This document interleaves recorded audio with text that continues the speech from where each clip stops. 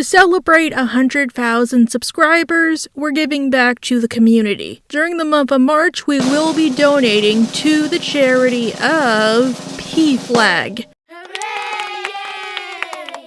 On February 8th, 2024, Next Benedict, a non-binary teenager, was beaten to death by a group of classmates. To make matters worse, the state of Oklahoma refuses to classify it as a hate crime. My heart goes out to their family, but I want to do something about this, even if I live all the way in New Jersey. So, we're donating to the PFLAG, the first and largest organization that helps LGBTQ families and allies. Their website includes resources and peer-to-peer support, often through in-person monthly meetings and online resources. It's good if you're somebody who has an LGBTQ person in your life who you want to support but don't know where to begin. It also has its own chapters in Oklahoma City and Tulsa, which you should very much consider supporting, especially if you live in the area. Just saying, this is what Stewie would have wanted. And remember, whoever you are, even if you feel like you don't belong, you are loved, you are wanted, and you got this.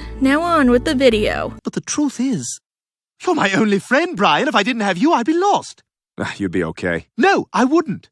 I don't really care for anybody else, just you. Hi, I'm Kitty Monk, and I'm here to talk to you about Family Guy. Or more specifically, Brian and Stewie. Not the episode, although we'll get there. Finally, I got a Stewie video. With this, I will have crossed out all of the Griffins. I mean, except for Peter's mom and his stepdad and his real dad and his sister, you get the picture. Nowadays, one of the most trademark parts of the show is the relationship between Brian and Stewie. It provides great humor and really memorable storylines. However, the thing you might not know is Brian and Stewie were not always a fundamental part of the show. Their relationship was carefully developed over the course of the first few seasons, until it became one of the best parts of the show. Although the less said about episodes like Kirby the Love Sore and Stewie is Incenti, the better. So, let's discuss. While it might be hard to believe, early on, Brian and Stewie were not best friends. Heck, you could barely qualify them as friends. At best, you could call them what you would call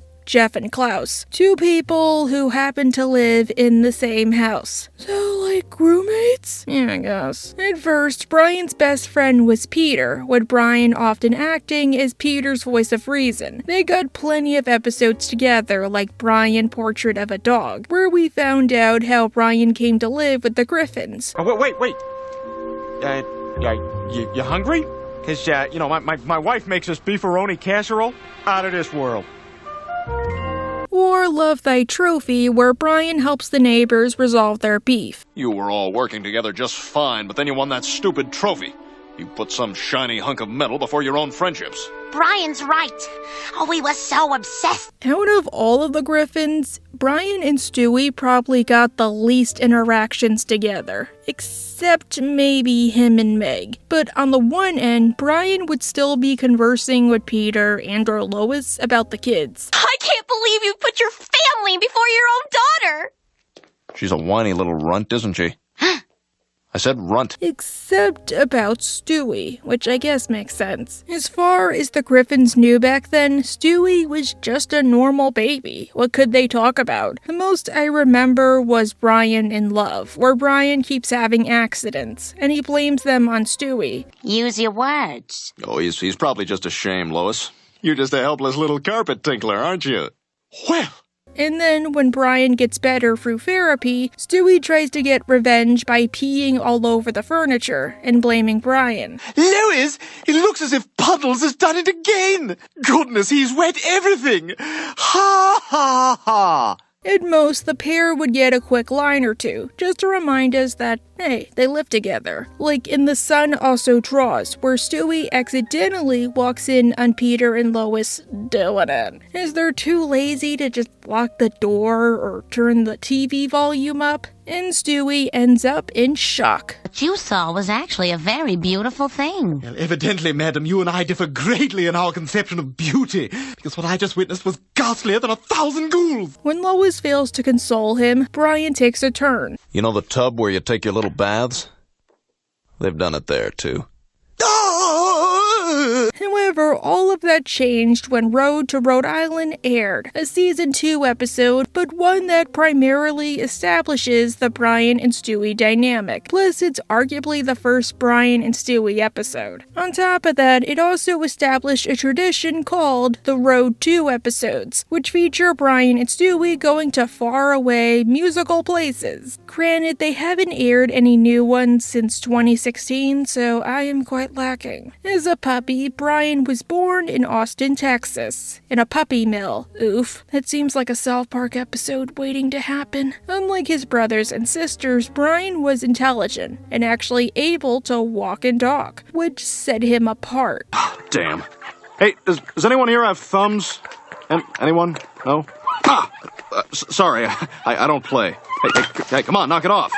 But dang, he was frickin' small. Like, are puppies really that small? He was like the size of a cell phone. Like, it could probably fit in the palm of my hand. Granted, I've always wondered what made Brian smart, and I wish we got an episode that explained that. Again, if y'all have any theories, comment down below. As this episode and Crisscross explain, Brian was close to Biscuit, his mother, during his, I guess you could say, puppyhood, but was eventually taken away from her and ripped from her arms. Mom, do something. Mom, help! Mom! And that was the last time I ever saw her. And as he was so little and didn't really understand what was going on, it led to a lot of abandonment problems, mostly because he thought that his mother willingly gave him up for adoption. Brian goes to the therapist from Brian in Love, who says that one way he can improve himself is by tracking down his mother, confronting her, and finding out why she abandoned him. However, he's unwilling, so he begins to drink like a fish, so like more than usual. If Batman broke into the house and they had guns and they put a gun up to your head and made you choose who you wanted to live, me or Meg, who would you choose? Chris, you and I both know that answer. Peter Geist, in that episode where y'all get locked in the panic room, already said that they would choose you. You're the Pokemon in this situation. I could never choose. I love all my children equally. Liar! While this is going on, Stewie, and only Stewie, is visiting with Babs and Carter in Palm Springs. Now, I've understood the concept of unaccompanied minors on planes, but dang, this is like extreme. I'm just saying, he's an infant. To clear his head, Brian offers to pick Stewie up himself by flying to Palm Springs. Why don't I fly out to Palm Springs and pick up Stewie? Really? Yeah, a trip like this is just what I need to clear my head. Well, that would be wonderful. Wait, so that means somebody flew with Stewie to Palm Springs and dropped him off. And then they flew back to Quahog. And now they gotta go to Palm Springs and take him home. I mean, unless Babs and Carter just took him with. But if that's not the case, that seems like more work. Like, I get it. They need a road trip plot, but you know what? I think I already answered my question. This is pretty nitpicky. I'll stop. I am sorry. Stewie is perplexed that Brian is picking him up, but at least he doesn't have to hang around with Babs and Carter. Don't even get me started. I mean, really, when I think of the times that woman has...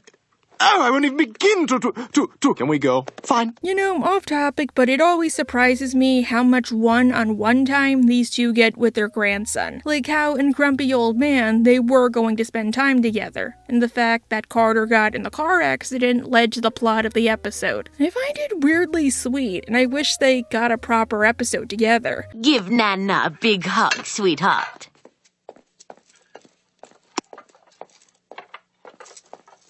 But I don't think they've really gotten any meaningful time with Meg. They should change that. At the airport, Brian spends the whole time drinking and acting like a fool. Oh, here's a pleasant sight. Cirrhosis the wonder dog. I'm not drunk, all right? I just have a speech impediment. Like, I never understood why airports give out alcohol if it's a rule that you can't go on the plane if you're drunk. Brian acts like the fools who see me in cosplay outside of a con and don't clearly read the no at the bottom of my dress. No, I'm serious. You could be in magazines. You could. You can, and not just like Jugs or Creamsicle. When they arrive back at their seats, their luggage gets stolen. Why? Rupert is an awful guard. Rupert! I told you to watch the bags! But you were watching The Boys again, weren't you? Don't blame him, Stewie. The Boys is a pretty good show, I hear. And an awesome sauce successor to The Awesomes. I mean, losing your tickets already sucks, and it's my worst nightmare next to being forced to check a bag. But the rub comes when it turns out the tickets were in the bag. Our tickets were in the bags. It's surprising to me how spoiled I am by having my tickets on my phone and the ability to check in outside of printing my boarding pass. Therefore, they have to stay at a crappy motel, at least until the next morning. And it seems like Brian doesn't have the ability to automatically make himself less drunk, like I do. All right, let's not dilly-dally. Get Lois on the phone, have her wire us some money, and let's get the hell out of here. They try to call up Lois and have her wire them some money, but run into another snafu. 8675309, that's it. No, wait, that's not it. Damn you, Tommy Two-Tone! And considering their subplot with the marriage counselor types, I don't think she would have picked up anyways, even if he got the right number. Hate to burst your bubble. As expected, the motel sucks and they don't even get 2 beds. Here's the money, huh?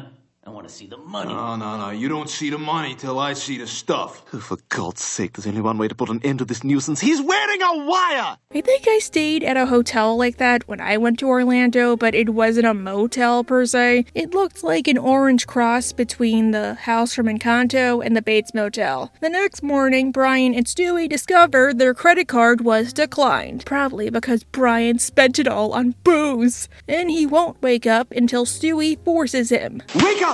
What? Oh, my head.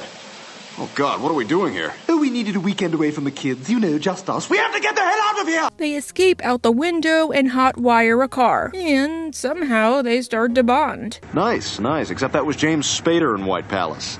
Moron. Ooh, Mr. Snippy. Eventually, they make it to a truck stop and lie to Lois, saying that they'll be home in 3 days. With their car apprehended by coppers, they jump on a truck. We gotta disappear, and quick. Maybe we should have jumped on that truck. Why does this remind me of that one episode of Foster's where Will travels around trying to look for his original owner, but he spends almost all of it helping people, or people who seem like they would need help? Eventually, they make it to a farm, and they find a biplane. Boy, will your face be red when they find the black box on this one. So, screw that garbage. They jump on board another truck with a bunch of workers, where it turns out Brian actually speaks pretty good Spanish. Nosotros queremos ir con ustedes. That was pretty good. But actually, when you said me llamo es Brian, you don't need the ace. Just me llamo Brian. Brian, you put me to shame. The only Spanish I know, I learned from Dora and King of the Hill, and that blue sock puppet guy on Instagram. I forget his name. While they're traveling, Brian notices a sign and discovers they're near Austin. They should go to Whataburger. However, it's also the place where he was born and then abandoned. So he forces him and Stewie to get off there. Well, you know what this means. Yep. I say, walk slower, dog. My Huggies are already holed up in Box Canyon. Aww, that's actually pretty cute. Eventually, they make it to the puppy farm, where Brian meets Luke, the farm owner who took him away from his mother. Hello, Luke. Have we met? My name's Brian. Wait, is that Brian Doyle Murray, as in Knuckles, the Flying Dutchman, and/or Jack from King of the Hill, and a bunch of other stuff that isn't animated? Lots of dogs been born here. Refresh my memory. Which one were you again? I was the one who could talk. Brian, come on in. Small world. Brian tells Luke and Luke's wife about his mommy issues, and Luke has to break it to him. His mother is dead. She's dead. And, she was a good dog. Was? You mean? Last year. She went real peaceful. Oh. No closure. I mean, talk about the irony. His mother died last year. Aw, if only he had this revelation a tiny bit earlier. Luke tries to set Brian straight. Well, she probably wouldn't have wanted to see me anyway. That's not true. Biscuit loved all her puppies. Plus, no offense, Brian, but you were born at a puppy mill, as in this place that's meant to mass-produce puppies as quickly as possible for the purposes of selling them, usually in horrible conditions, but like I said, South Park episode waiting to happen. I don't think it was her choice to give you up. Maybe, she eventually had to, but I don't know. Your mama gave you up because she thought you'd have a better life if she let you go. Was she right, son? Do you have a good life? Yeah, I really do. I could totally buy Luke just BSing you, that way you did not come all this way for nothing. Granted, considering how Brian was apparently homeless for a while and flunked out of college, maybe his resentment towards his mother wasn't totally unfounded. Luke offers Brian the chance to see his mother one last time. Wait, I guess this is... okay. One last time. But not at her grave or her urn or anything like that. Something far more creepy. Well, we love Biscuit so much, we wanted to keep her with us always. So we had her stuff. Mom! Well, I say, someone must have said a funny, because your mother's in stitches. Funny story, when I was 11, I think, we went to Myrtle Beach one summer, and there was this store at Barefoot Landing that would stuff your dog for you. That kind of creeped me out, but I didn't realize they did it after the dog died. I thought they did it to living dogs. It's all kind of creepy, I'm sorry, this episode kind of reminded me of that, so I felt like sharing. What makes it worse is they don't treat Biscuit with any dignity. They don't leave her out in the open or light a candle in her memory or at least put her in a special place to honor her. They use her body as literal furniture. How many other dogs have they done this to? You deserve better than this, Mom. Yeah, she really does. Brian refuses to go home until he tends to his mother, so he forces Stewie to help him steal the body. Oh, relax. Old girl doesn't have too much to wag about these days anyway. Elsewhere, the Griffins are at home just chilling. Try and guess the word I'm thinking of right now. And it's not kitty. Give up? Yeah. It was kitty! Dang it, Chris, your video is my favorite Family Guy video I've written. Mostly because I can use it whenever people think I'm bad-mouthing Bobby Hill by comparing him and Chris. No, it's like all those SpongeBob clones, when they copied the show when it was at its low point, without realizing why people liked those characters. Seriously, I can go on all day. Eventually, Brian and Stewie make it to a mini-mart, where Brian tries to find a place to bury Biscuit, and he decides on a nearby park. Say something. What? Just say something, please. Something. Rather than that word, like from Pulp Fiction, Stewie actually gives a thoughtful eulogy after some prodding. I never knew Biscuit as a dog, but I did know her as a table. She was sturdy, all four legs the same length. Thanks, that's enough. The funeral over, they travel back to Quahog on a railroad line. Unlike Hank Venture, they are not rich. On the train ride, the pair bond, and Brian even gives him a cute nickname, Hid. You know, I've read that starlight gives you cancer. But then again, what doesn't these days, Listen, kid. Oh my god, this needs to make a comeback. I'm sorry, it's too cute. Nowadays, he just calls him Stewie. Come on. Stewie at least calls him dog or Bry. There's something I've been meaning to tell you. It's not easy for me to say. Oh, God, you're not coming out of the closet, are you? God, why does everyone always come out to me? Well, no offense, Stuart, but there was apparently an episode meant to air in the pre-cancellation seasons where you came out. Also, it's one of 6 scripts that never got completed. I kind of want to know about the other 5. Brian honestly thanks Stewie for his efforts, and they sing a song about going home. On the road to Rhode Island. Roll credits. The pair make it back home, and Stewie has the chance to tell Lois how Brian was a neglectful snore, but he doesn't. Did you have a nice trip with Brian? Oh yes, smooth sailing through calm seas. Once again, Brian thanks Stewie and decides to repay him. Also, once more with feeling, we got Chris. I'm thinking of another word. This time it's definitely not kitty. Is it kitty?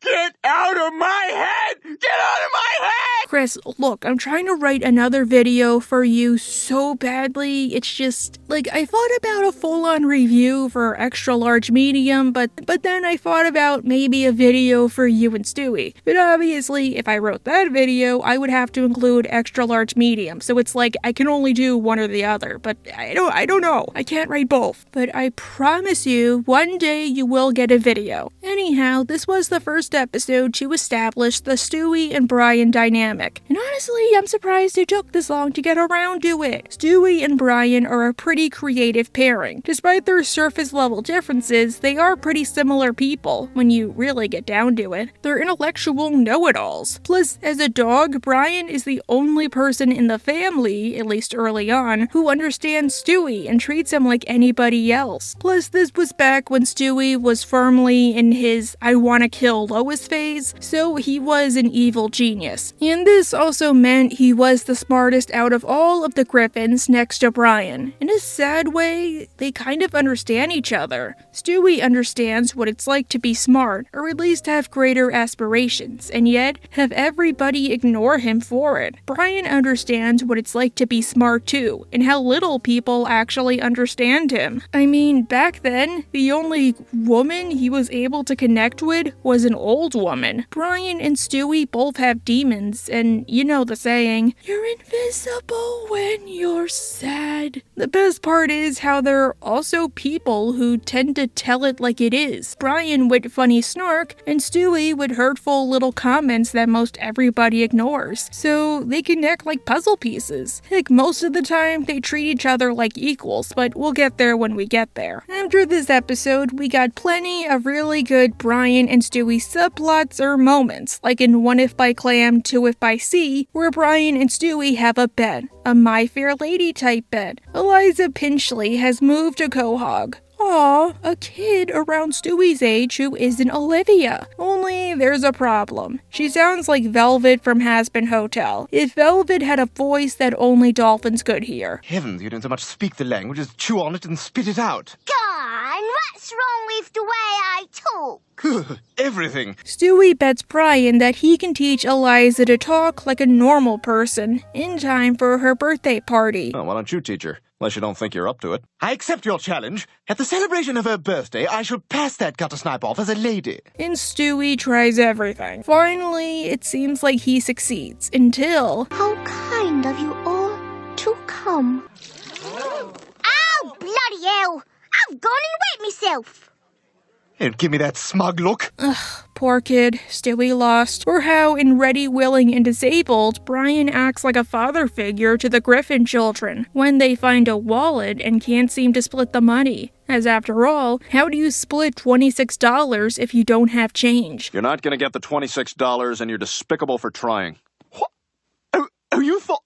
I wasn't trying to get the $26. So Brian is the one to resolve the situation by telling them to calm it down and by calling the guy who the money belongs to. This is Mr. Taylor. He's here to claim the money clip. Oh.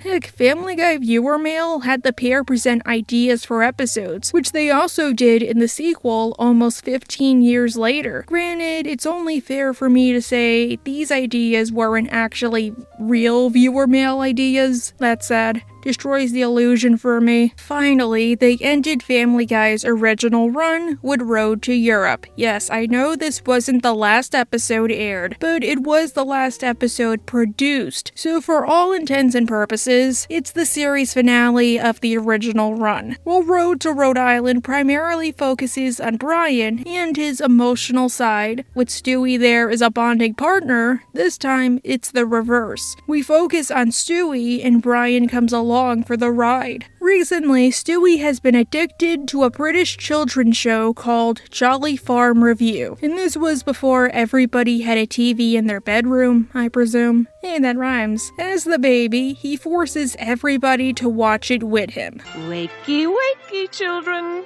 Good morning, Mother Maggie. The sun has risen on another day. Let's see what life's rich pageant has in store for us. But I can kind of see why he likes it. It's a sense of escape, a paradise. case, Mother Maggie is a nicer version of Lois, who actually cares for children and wishes to play them soft music and entertain them with books. Play your song, Melody Sheep, to aid the little one's nourishment, but play softly, for Pengrove Pig wishes to read aloud. And Pengrove Pig always has a story ready. It's like Stewie's home life, but better. Just saying, this isn't me over-analyzing stuff like usual. It becomes a plot point that Stewie begins to resent the Griffins, and thinks that Jolly Farm is where he should be.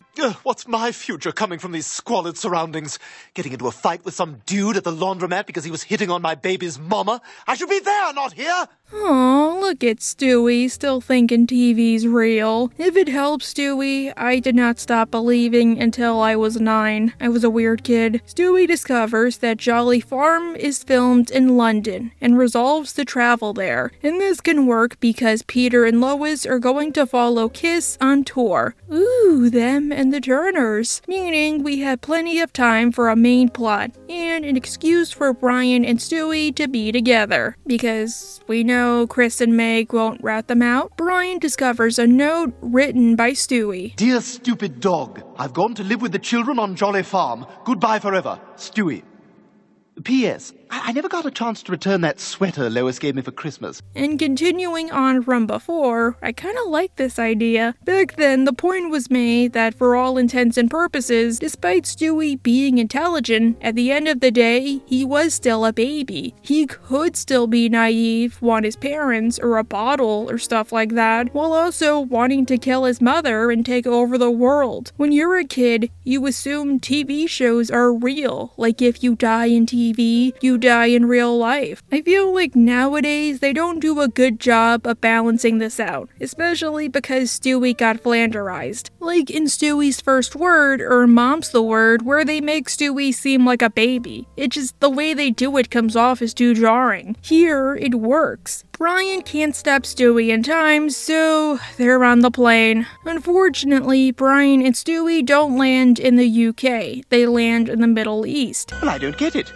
Where are England's verdant fields, its rosy-rumped maidens and buck-toothed solicitors? About 3,000 miles that way. We're in the Middle East. They don't have any way of getting home, so Stewie and Brian have to steal a camel by song. Ugh, I can't play it. Rats. But it does talk about how Brian and Stewie suck as a pair, which I don't think they do, but hey, at least it earns them a camel. They get lost in the desert, and their camel dies. Chucky had the biggest hump of all the camels in his village, and he was picked on for it. But then there was a terrible drought, and Chucky went to the oasis at great risk, because he was like that. Did Chucky put his soul in a killer doll to get revenge on the other camels? To survive, they slice open Chucky's stomach and... wait, never mind. Comfort in. Kinda reminds me of that one Rick and Morty mind blower. Or, you know what, what's the heck of it? Star Wars. Eventually, they find a balloon and fly to London. Don't worry, it's easy. Wow, I didn't know it really looked like that.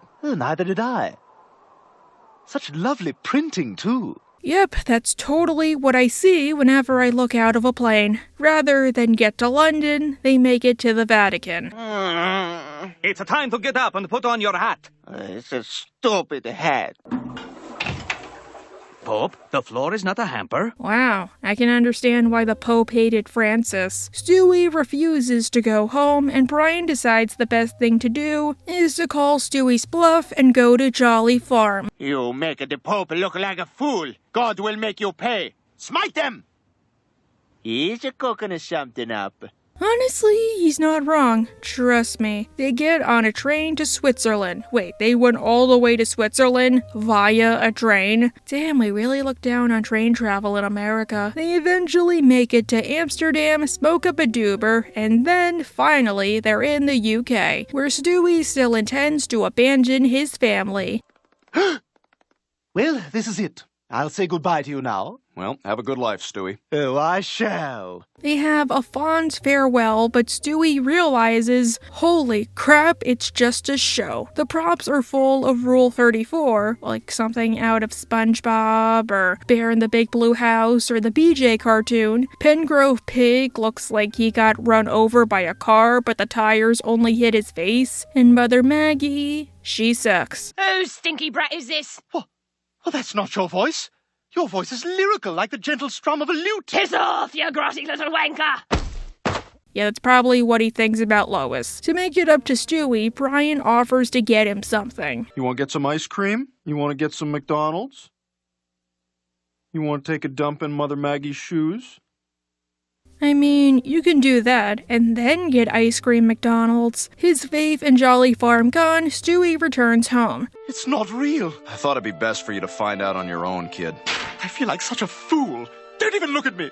Granted, while I do like this episode, I wish they gave him a bit of a final ending. Like Stewie can take Brian aside when they get home and be like, Brian, I'm sorry, thank you, or something like that. Just saying, that was one of the best parts of Road to Rhode Island. When Family Guy got resurrected, it seems the writers realized, yeah, this pony had legs, and the relationship between the pair developed even more, like in North by North Quahog, the first episode to air after the revival, where Brian and Stewie have to watch Chris, when Lois and Peter go on a honeymoon, and they act like a couple. Oh no, I just always feel badly when we have to be strict.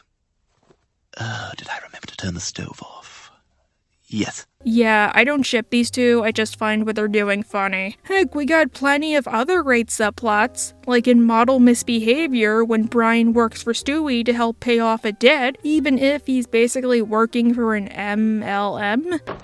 What exactly am I supposed to do? You pick up the phone and you sell. Stewie tries to be a strict but fair boss, but somehow Brian fails at every job assigned, and in the end, he's forced to fire him. You know what you are, Brian?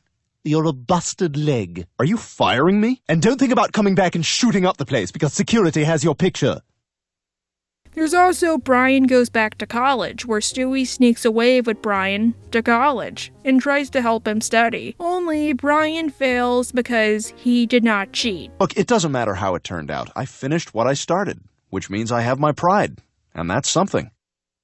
No, it's not. Yeah, what are you, out of your mind? I mean, what the... I don't... Yeah, no offense, Brian. As a former college student who is going back in the fall, here's a sad fact about college. Everybody cheats, especially if it's an intro class, because the only reason you're taking it is because you're forced to. Even MLK cheated, both with his doctorate and with his marriage. I'm not even joking, look it up. Yeah, good thing you got your morals, Brian, but while I'm not advocating for my viewers to cheat, in college you learn it's only cheating if you get caught. C's get degrees, unless you're a teaching major like me and the state says you need a 3.0 minimum, in which case B's get degrees. Or heck, what about Brian Sings and Swings, where he and Stewie and Frank Sinatra create a new Rat Pack? But we gotta talk about one of my all-time favorites, Patriot Games. Brian and Stewie are watching pay-per-view celebrity wrestling. Are pay-per-views still a thing? And they make another bet. This time, it's between Carol Channing and Mike Tyson. Carol Channing.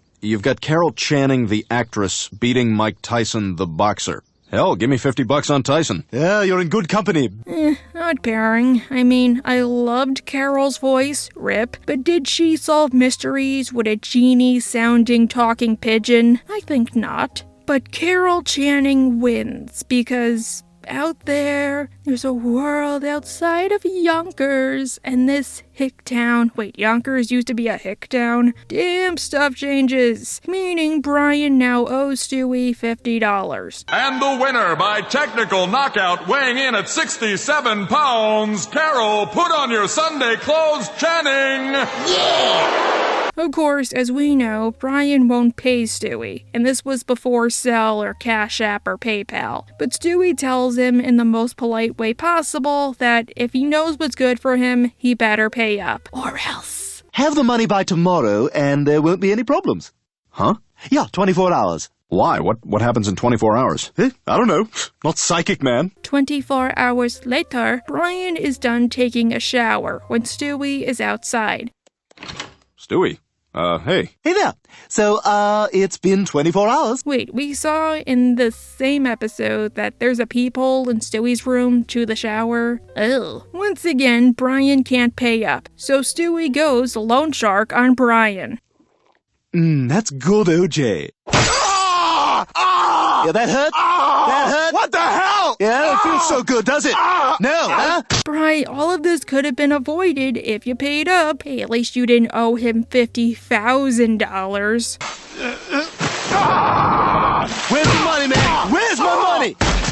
Remember, you shouldn't throw stones if you live in a glass house, and if you got a glass jaw, you should watch your mouth, 'cause I'll break your face. You're going against me, dog! Stewie once again tells Brian that he has until 5 o'clock to pay up. Otherwise, the consequences will be even more dire. You freaking psychopath! Clean yourself up. I think they reused this when Family Guy got nominated for an Emmy. Like, I remember watching one where Brian says he wants to vote for How I Met Your Mother. 5 o'clock comes and Brian will not pay up because he's outside spending all me money.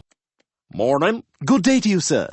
Hey, wait a minute, what the hell? You're spending all my money! Yeah, like that. Admittedly, I do like this idea. Stewie's abuse of Brian is too comical to take seriously. And yeah, Brian could just solve everything if he simply paid him the $50. It's not a matter of him being too poor to pay Stewie or something like that. He just doesn't want to. So, I hate to say it, he kinda deserves what's coming to him. Because at 5 o'clock, yeah, it gets worse. How much you pay for that fake mustache? $2.99.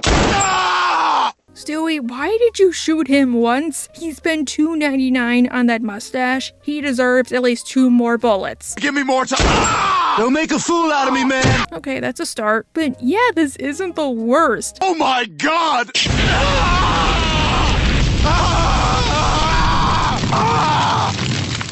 All right, let's go to the bank. Again, at any time, you could have solved this by giving him his money. Granted, I will agree, it is pretty extreme. Hey, that rhymes. But it's still funny. What do you say we let bygones be bygones, hmm? You shot me in both my knees, then lit me on fire. Piss off. All right, all right. Instead, when they go to England, not Finland, I am sorry, they make another deal that Brian gets 1 free beating of whenever he wants.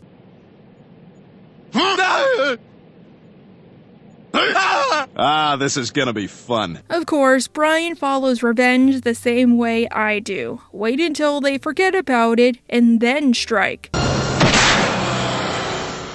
Admittedly, good job. But if you don't want hysterical moments, we could also try emotional moments, like a new kidney in town where Brian has to donate his kidneys to Peter, even though he will surely die, and Stewie is not up for this. Look, I've made up my mind, all right? Now untie me. No, I will not. How dare you make plans to abandon me? Come on, you can live without a dog, Stewie, but you can't live without a father. Yeah, if his father is Peter, I'm sure he can live without him. Or, oh god, this episode might be controversial, but Brian and Stewie, the show's 150th episode. I think I remember seeing an ad for it back in the day of Seth voicing Brian and Stewie. This episode sees the pair get trapped in a bank all weekend when they stay too long, and they have to find a way to occupy themselves or escape. Admittedly, there's a lot of stuff I'm not too fond about for this episode, like Brian having to clean Stewie's diaper by eating it, ew. When Stewie does his business in the vault, oh my god, that's making me like nauseous just reading it. Eat it. What? Eat it, Brian. You're out of your mind. Now, you promised you'd hear me out. Besides, is it really that big a deal? You just said yourself that you're starving. And to be fair, the episode does feel really slow at times, especially since this was the first episode ever to not have a single cutaway. Yeah, thanks. I feel a lot better now. Smell's gone. I feel like they should have done what Transformers Prime did and turn it into a clip show. Instead of, say, cutaways, they could have Brian and Stewie reminiscing on their time as friends. Especially since the episode involves the pair telling each other their deepest, darkest secrets. Like how Brian keeps a gun and alcohol at the ready in case he wants to unalive himself, and Stewie is the one who talks him out of it. I love you as one loves another person whom one simply cannot do without. I love you too, Stewie.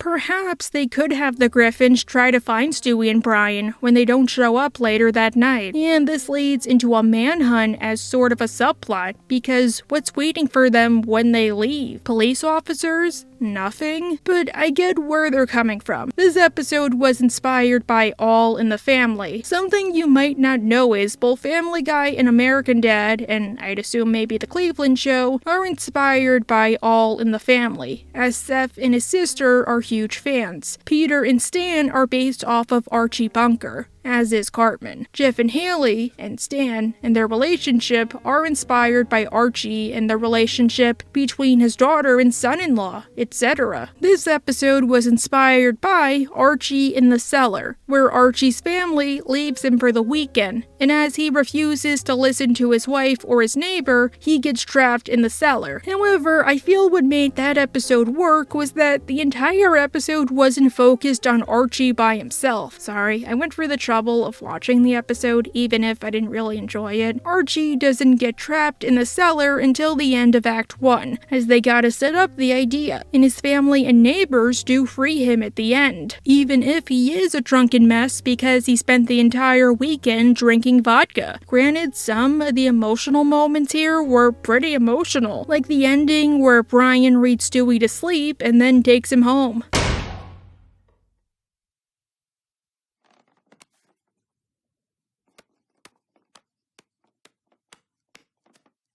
It's just that the episode snail pace, the diaper, kinda ruined the episode for me, despite understanding where the ideas came from. Honestly, this episode is begging for a full-on review. One day. Until then, just watch Lydia's. However, there were a few other episodes that did these emotional moments a lot better, like a lot going on upstairs where Stewie keeps having a nightmare of a monster. Damn it! Why can't I move?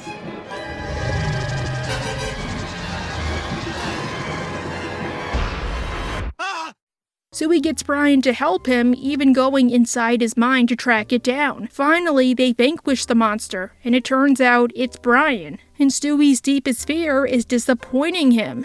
But listen, you never have to worry about letting me down. I'll always be proud of you. In fact, I already am. You are? Of course I am.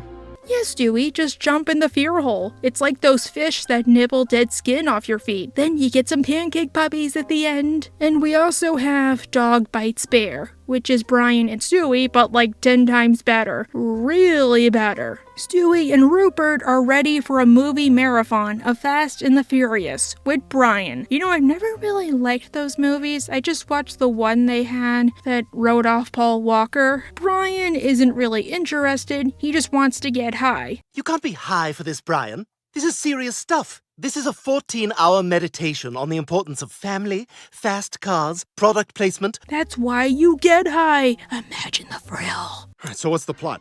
Oh, you don't understand these movies. Yeah, Brian, did you not hear about the truth about the movies from Steve Smith? This whole time, we see Stewie loves Rupert, even if he is just a teddy bear, and it annoys Brian to no end. Are you gonna keep talking like this during the whole thing? What? I'm answering Rupert's questions. Later that night, Stewie goes to bed after the marathon, and Brian comes home. Only Brian had come home during that night, and in a fit of drunken rage, ripped up Rupert. Murderer! You killed Rupert! Whoa. Hey, what's going on? You killed my best friend is what's going on! Oh my god, he killed Rupert, that bastard! That's not strong. Danny Trejo is strong.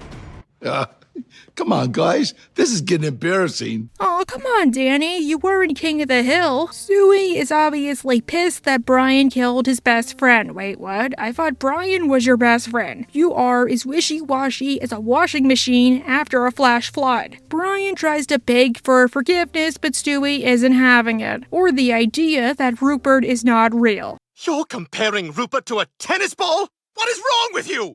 No wonder you two never got along. He always knew there was something off about you, and now we know what it was. You're a psycho! So Stewie ends their friendship. Brian is just a dog that lives in his house. But Stewie, Dikembe Mutombo, will you do the thing? Brian, you are blocked. I understand, Stewie. If anybody did such a thing to my sleep aid, Bob the anxiety blob, or even Fizzy, I would be out for blood. It's a stuffed animal, Chris. Yeah, well, he cremated that stuffed animal and he's going to Vermont to scatter the ashes. What? I gotta go after him. Brian travels to Vermont to stop Stewie, but he gets as far as the bus. Brian insists that he's coming with him to Smuggler's Notch State Park. Wait, is this real? Oh my god, it is! This leads into a fight, and Brian actually gets a few good hits. However, he has to insist to Stewie, "He's a doll! He was my best friend! I'm supposed to be your best friend! Well, you're not! You're a bloodthirsty, cold-hearted murderer!" and you gave him herpes. Brian says that he's lying. "It wasn't an accident. I knew he wasn't a chew toy. I was sick of you talking to him all the time.